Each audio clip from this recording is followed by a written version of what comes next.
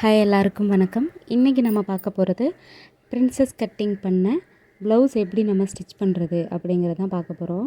இது எந்த குழப்பமும் இல்லாமல் சீக்கிரமாகவே நீங்கள் ஒரு 20 நிமிஷத்துலேயே கூட இந்த பிரின்சஸ் கட்டிங் பண்ண ப்ளவுஸ் நம்ம தைச்சிடலாம்.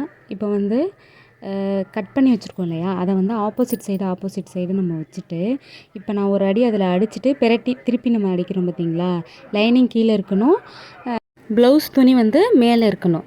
ஏன் நம்ம இப்படியே பெரட்டி அடிக்காமல் கூட அந்த சேஃப்க்கு அடிச்சுட்டு நம்ம அடிக்கலாம். ஏன் அதை நம்ம செய்யலைன்னா, ஒரு சில துணிகள் கிளாத் வந்து அப்படியே வெளியில் தெரிய ஆரம்பிச்சிடும். கொஞ்ச நாள் ஆக ஆக அப்படியே நழுவி வந்து அந்த பிசிறுகள் வந்து தெரிய ஆரம்பிச்சிடும். இந்த மாதிரி நம்ம இப்போ இந்த சைடும் துணியை பெரட்டி தான் நம்ம அடிக்கிறோம்.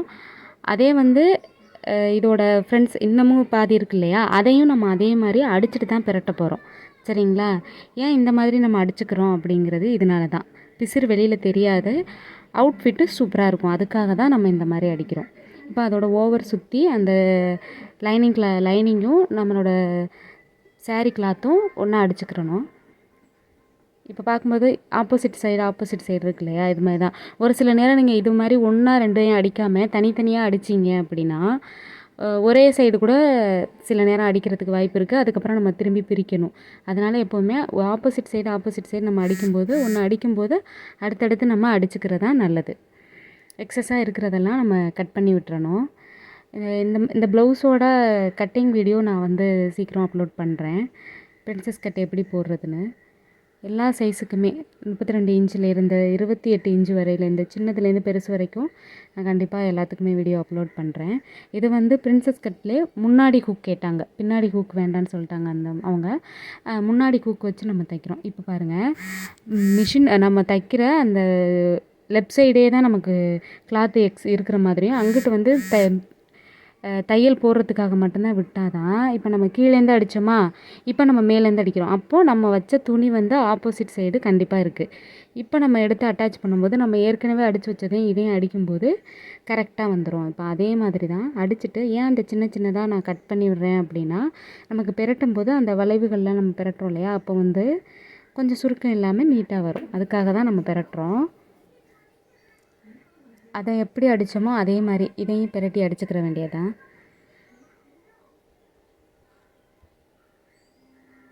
நான் சொல்கிறது எல்லாமே உங்களுக்கு புரிஞ்சதுன்னா கமெண்ட் பாக்ஸில் கமெண்ட் பண்ணுங்கள்.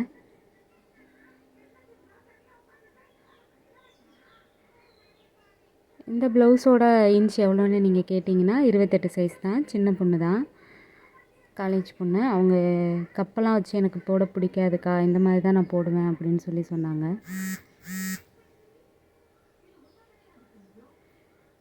ஃபுல்லாகவே அடிச்சுட்டு அதே மாதிரி இந்த இதையும் வந்து ஒரு நம்ம பெரட்டி அடிச்சுட்டு திருப்பி லைனிங்கையும் ப்ளவுஸ் துணியும் நம்ம வந்து ஒன்றா சேர்க்க போகிறோம்.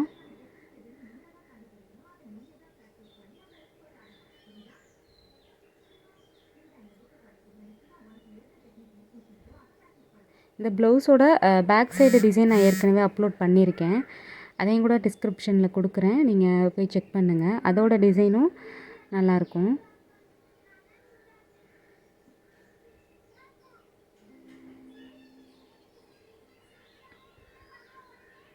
இது மாதிரி அடிச்சுட்டு நம்ம எக்ஸஸாக இருக்கிறது எல்லாத்தையும் கட் பண்ணி விட்டுறணும். இந்த ப்ளவுஸுக்கு பஃப் ஸ்லீவ் தான் கேட்டிருந்தாங்க. ரொம்ப பஃப் வேண்டாம், லைட்டாக மட்டும் வைக்கணும் அப்படின்னாங்க. அந்த வீடியோவுமே நான் அப்லோட் பண்ணியிருக்கேன். பஃப் ஸ்லீவ் வந்து ரொம்ப பெருசாக வேண்டாம், சில பேர் வந்து ரொம்ப பெருசாக வேண்டாம் ஆனால் லைட்டாக பஃப்பாக இருக்கணும் அப்படின்னு சொல்லி கேட்பாங்க. அதுவும் வந்து ரொம்ப சிரமமே இல்லாமல் ஈஸியாக எப்படி தைக்கிறதுக்கானங்கிற வீடியோவும் நான் அப்லோட் பண்ணியிருக்கேன். அதோட லிங்க்கையும் நான் டிஸ்கிரிப்ஷனில் கொடுக்குறேன், நீங்கள் போய் செக் பண்ணிக்கோங்க.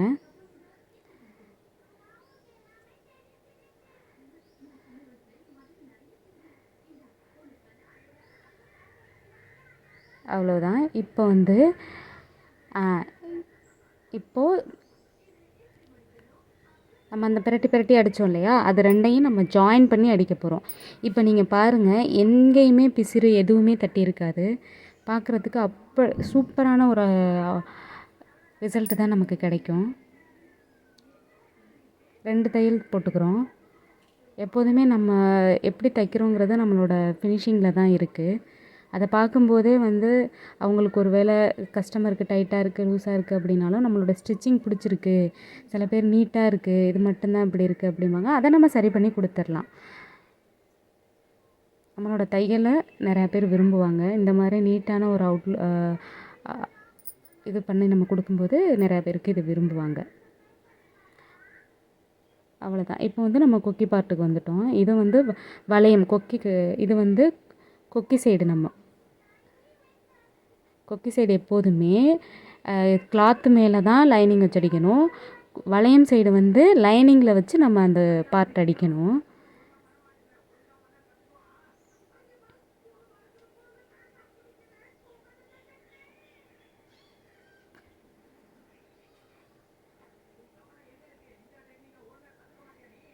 ஒரு மடி மட்டும் மடிச்சுட்டு உள்ளே விட்டு அடிச்சிருங்க.